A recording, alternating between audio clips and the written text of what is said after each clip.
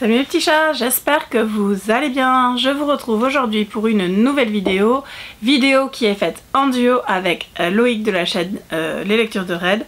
Donc du coup, je vous mettrai de toute façon le lien vers sa vidéo en barre d'infos et on y va tout de suite pour un tag.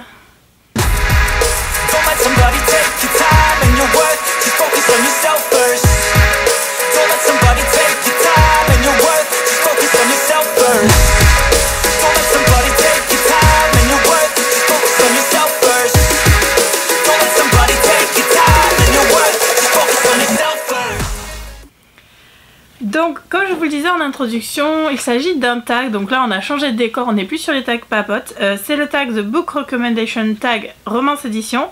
Je vous mettrai le lien en barre d'infos vers la chaîne de Rachel Reads and Sings où moi j'ai trouvé la vidéo et vers la vidéo de Loïc parce qu'on a décidé de faire la même vidéo le même jour, donc comme ça vous aurez les deux vidéos sur les deux chaînes. Le but du jeu c'est de savoir si on aura des romans en commun. Je pense qu'on en aura au moins un mais je suis pas sûre qu'il y en ait beaucoup plus. Le tag est composé de 15 questions et donc du coup ce sont des recommandations de romances. Première question, un livre que tu dis être ta romance préférée. Alors, ma romance préférée, je pense que vous le savez maintenant, c'est Taï-Ezzane. Donc ça c'est le tome 9 Crash and Burn qui est le dernier tome, mais c'est la série Cut and Run de Abigail Roux et Madeleine Urban. Je vous la représente pas, je vous en ai parlé un nombre incalculable de fois, donc oui c'est ma romance préférée, c'est clairement Taï-Ezzane.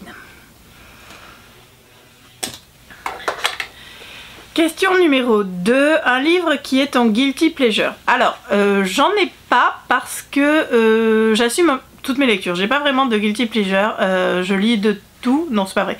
Je lis pas de dark romance par exemple. Donc j'ai pas vraiment de guilty pleasure parce que j'assume toutes mes lectures. Donc j'ai cherché à voir si j'en avais un dont je parlais pas, mais non en fait. Vraiment, voilà, j'en ai pas. J'assume un peu toutes mes lectures. Question numéro 3, un livre que tout le monde a aimé et pas toi. Et je suis vraiment déçue de ne pas avoir aimé ce roman. Il s'agit de White, le tome 1 de Ren J. Wolf. Pourtant la série m'attirait vraiment, mais j'ai pas du tout accroché au personnage du premier tome. Du coup j'ai pas donné plus suite, je me suis arrêtée très vite, hein, donc je peux pas vraiment juger le livre. Mais c'est dommage parce qu'il avait l'air vraiment bien et l'auteur est super sympa. Et je me dis qu'il faudrait que je donne une deuxième chance à ces romans. Mais voilà, je sais qu'il y a beaucoup de monde qui ont aimé, mais moi j'ai pas aimé. Question numéro 4, un livre que tu as lu super vite. Alors, un livre que j'ai lu, j'en avais plusieurs, mais je voulais vous parler de Simon. Moi, Simon, 16 ans, Homo sapiens de Becky Albertalli, c'est chez Hachette. Je l'ai lu en une nuit, alors bon, c'est un jeunesse, il est pas très gros, hein, mais je l'ai dévoré en quelques heures et j'ai vraiment, voilà, je l'ai commencé et je l'ai pas lâché avant de l'avoir fini, donc c'est un roman que j'ai lu forcément très vite. Question numéro 5, un livre qui devrait être plus mis en avant. Alors j'ai décidé de vous parler de la série Djinn de Kellyanne Ravencroft, c'est chez Bookmark dans la collection Imaginaire. C'est donc une série de fantasy avec des djinns et c'est juste génial. Franchement j'ai adoré. D'ailleurs il faut que je m'achète le tome 5 qui est plus ou moins un recueil de nouvelles, ça se finit vraiment en 4 tomes et j'ai énormément aimé cette série et je trouve qu'on n'en parle pas assez, elle est excellente, c'est vraiment une très bonne série fantasy, donc épique, donc voilà, bon, ça se passe, hein, l'héritier des sables, ça se passe dans le désert, au milieu il y a des djinns, il y a de la magie, c'est génial, franchement c'est très bien écrit, la plume de l'auteur est géniale.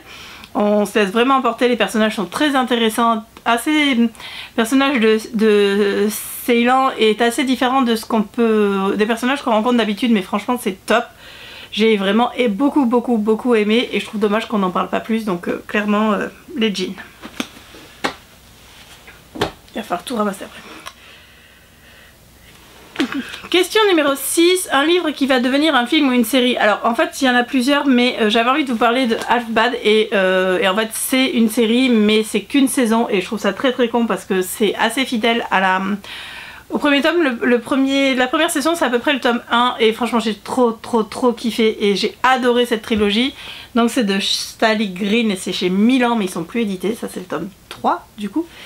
Et la première saison, enfin la seule saison du coup est sur Netflix, ça s'appelle The Bastard Son, je sais pas trop quoi, and the Devil, bref, ça n'a rien à voir le titre, mais franchement la série est très bien faite, les personnages sont top, Et c'est con, c'est franchement con qu'ils aient arrêté parce qu'elle était top cette série. C'est une série anglaise donc ça change un peu de ce qu'on a l'habitude de voir. Moi j'ai énormément aimé, j'avais hâte de voir ce que ça allait donner. D'un autre côté je suis pas mécontente que ça s'arrête parce que je voulais pas voir la fin. Donc voilà, je vous reparle pas de la fin de Half-Bad, hein, je vous en parle régulièrement. Mais clairement c'est donc un bouquin qui va être adapté, qui est adapté en série. Question numéro 7, un livre que tu relis beaucoup. Alors il y en a plusieurs, du coup j'en ai pris plusieurs pour vous montrer. Je relis forcément souvent les Taïe Zayn. Ce tome là, le tome 1, le tome 3, le tome 6, le tome 9. Voilà. Donc c'est les tomes que je relis le plus, même si je relis les autres aussi. Le tome 5 aussi je le relis pas mal, le 4. Il y en a pas mal que je relis en fait. Je relis souvent, alors ils sont gros, faut que j'aille les chercher. Ces deux-là, Mathias ou l'effet papillon de Lily M, c'est des romans que je relis une fois par an, l'un ou l'autre, voire les deux, et je les relis, voilà, je les relis très très souvent. Je relis souvent aussi The Last First Kiss, et je pense que c'est celui-là qu'on aura en commun avec Loïc, de Diane Adams, qui est le roman préféré de Loïc et qui m'a fait découvrir et que j'aime énormément, donc celui-là je le relis aussi régulièrement. Je relis très très souvent Red Room, Tu assumeras tes désirs, c'est le tome 4 de Linda Eicher, c'est chez J'ai lu. Harlequin pardon, et ses espèces d'abrutis, il est plus édité en papier. Mais il est très très bien, voilà, c'est un que je relis souvent. Et je relis aussi très très souvent Nouveau départ de Terry Michaels, donc là c'est chez Milady le tome 1, je relis celui-là, je relis le tome 5 je crois, par là. Et voilà, c'est le tome 6 qui est plein de petites nouvelles sur l'univers. Je pense que je le relirai, je l'ai en français donc je pense que je le relirai, mais voilà, le tome 1 et le tome 5 c'est des tomes que je relis beaucoup. T'en fais des livres hein. Ah la vache. Question numéro 8, un livre d'un genre que tu ne lis pas d'habitude. Alors, Le goût des mochi au Queen Amman de Marianne P. Michael, c'est chez Hugo. C'est un feel good. Donc les feel good c'est pas vraiment les romans que je lis, mais celui-là je l'ai adoré, c'est mon coup de cœur de l'année 2022. Voilà, je vous le conseille si vous l'avez toujours pas lu, il est juste génial. Marianne P. Michael écrit aussi sous la plume de Sandre Elven, elle écrit du MM, du FF, et voilà, et celui-là, il est, voilà, c'est un feel good, il est top, franchement il est top, il m'a fait énormément de bien. J'ai adoré, je pensais pas l'aimer autant, donc voilà, un roman donc dans un genre que je ne lis pas d'habitude.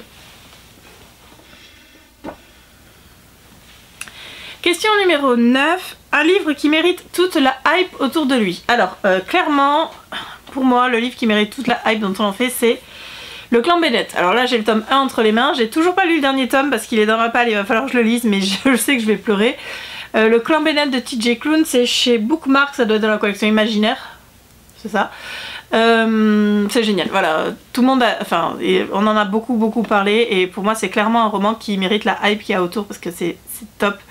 C'est touchant, c'est doux, c'est fort, il se passe énormément de choses, on ressent énormément de choses, la plume de TJ Klune est juste parfaite. Donc ouais, franchement, clairement, Le Clan Bennett, c'est un bouquin pour lequel qui mérite vraiment la hype qu'il y a autour. Question numéro 10, un livre que tu recommandes quand on te demande de recommander un livre. Alors en fait, en général, je recommande en fonction de ce qu'aiment les gens, donc je vais avoir une recommandation en contemporain, en historique, en machin, en bidule, voilà.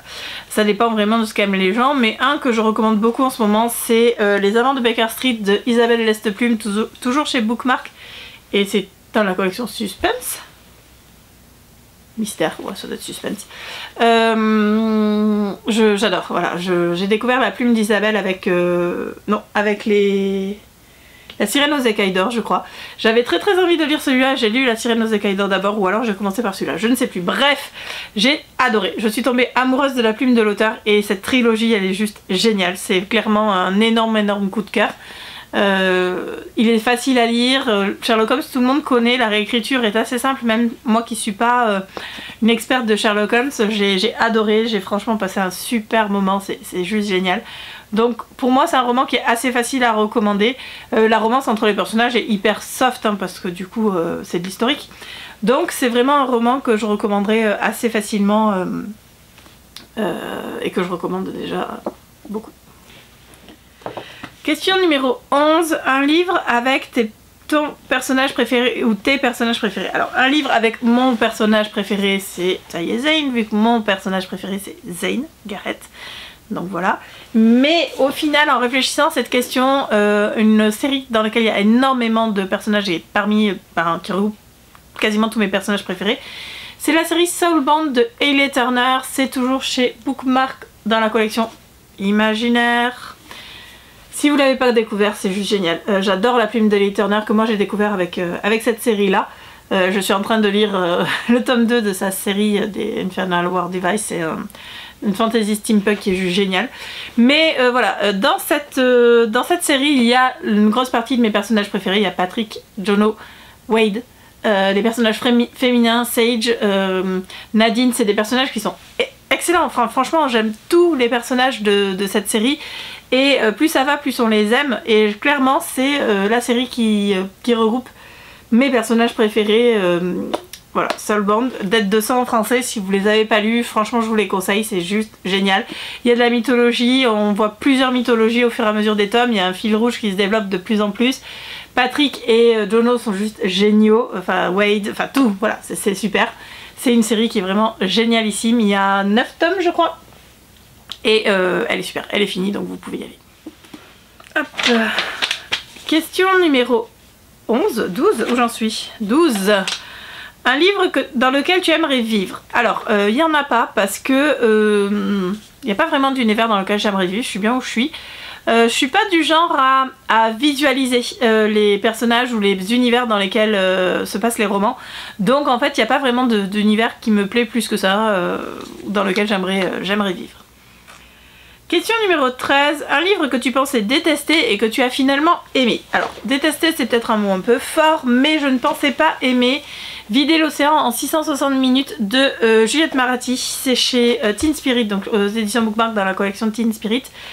Tout simplement parce que le personnage s'appelle Océan et j'ai du mal quand ils ont des prénoms bizarres. En plus j'avais peur que ça finisse mal. La couverture est juste super belle donc voilà, ça me faisait de l'œil. Quand je suis allée chez Karen un week-end, je me suis spoilé la fin pour voir comment ça finissait et comme ça finissait bien je l'ai lu.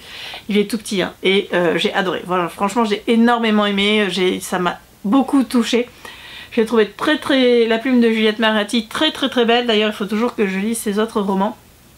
J'ai vraiment beaucoup aimé et je suis contente parce que la couverture est belle donc je suis contente d'aimer quand j'aime bien quand les livres sont bien, quand la couverture est jolie parce que parfois on est un peu déçu, mais celui-là franchement je pensais pas aimer et j'ai juste adoré donc donnez-lui une chance si vous ne l'avez pas encore fait, il est très beau, bien, top, bref, lisez-le.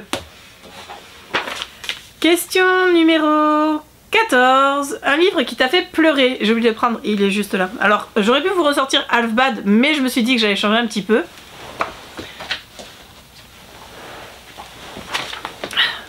Du coup, ne t'arrête pas de parler de Séverine Balavoine. Donc c'est c'était chez Rainbow. Là, il est dans la collection essentielle de Bookmark. Il est tout petit, il est trop mignon. Je l'ai lu en début d'année et j'ai pleuré de la première à la dernière page. J'ai adoré ce roman, ça m'a énormément touchée. J'ai découvert récemment la plume de Séverine Balavoine. J'avais lu un de ses romans en 2019 en rentrant de Londres. J'avais bien aimé mais j'avais trouvé sans plus, c'était le tome 1 de quelques secondes. Je pense que j'étais pas dans le mood à l'époque donc j'avais jamais relu. Et j'ai fait de la bêta lecture pour elle sur le premier tome de sa série L'Alcôve, donc Lucas. Et j'ai énormément aimé. Et depuis j'ai lu, je pense, tout ce qu'elle a sorti. Je pense que je les ai tous lus. Non, il doit m'en manquer un ou deux encore, donc c'est bien. Et j'adore. Et plus je lis cette autrice et plus j'aime sa plume. J'aime énormément. C'est devenu vraiment une de mes autrices préférées. C'est magnifique, ses mots sont toujours justes, ses romans sont toujours sublimes. Et me font ressentir tout un tas d'émotions, et celui-là particulièrement. Il est vraiment génial, je vous le conseille vraiment. Voilà, il se passe tout un tas de choses et il m'a fait pleurer toutes les larmes de mon corps. Comme souvent, hein, je pleure souvent dans ces romans-là, mais celui-là particulièrement. 15e et dernière question, un livre que tu aimerais lire pour la première fois. Alors, il y a plein de livres que j'aimerais lire pour la première fois. Parce que la première fois, c'est la découverte, c'est tout ça. Et alors, je suis en train de le récupérer par terre parce que je vous l'ai déjà montré. Et non, ce n'est pas Taïe Zane, mais un livre que j'aimerais lire pour la première fois, et ben non, il est là. C'est L'effet papillon de Lily M. Alors pourquoi, donc c'est chez Bookmark hein, comme Mathias. Pourquoi l'effet papillon? Parce que c'est un des premiers MM que j'ai, ouais. C'est le premier roman des éditions de Bookmark que j'ai lu. C'est un des premiers MM que j'ai lu. Et j'ai adoré. Voilà, c'est Alex et Jamie, c'est... ça me fait toujours autant d'effet quand je le relis. C'est pour ça que je le relis super souvent. J'aime énormément. Alors moi j'ai lu l'effet papillon avant de lire Mathias. Donc même si c'est un peu la même histoire, d'ailleurs de temps en temps je confonds des scènes, j'ai l'impression que c'est dans l'un, en fait c'est dans l'autre. Mais l'effet papillon, je l'ai juste surkiffé et en fait j'aimerais le redécouvrir à nouveau pour ressentir, même si à chaque fois que je le relis, je ressens tout ce qui m'a fait ressentir la première fois. Mais j'aimerais juste le redécouvrir en fait pour la toute première fois et ressentir tout ça encore pour la première fois. Et voilà, donc c'est un roman que j'aime énormément et que j'aimerais bien relire pour la première fois. Voilà, cette vidéo est maintenant terminée. Donc à mon avis, franchement, à part le roman de Diane Adams, je pense pas qu'on en ait beaucoup en commun avec Loïc. Il y avait quand même pas mal de romances en français, hein, je me rends compte. C'est tout, c'est tout ce que j'ai à vous dire. Normalement je vous tourne d'autres vidéos dans la foulée, j'espère m'y tenir, j'en ai au moins une de préparée et je vais vous en trouver une petite troisième normalement sans souci. Je vous fais d'énormes bisous et je vous dis à très bientôt pour une nouvelle vidéo. Salut!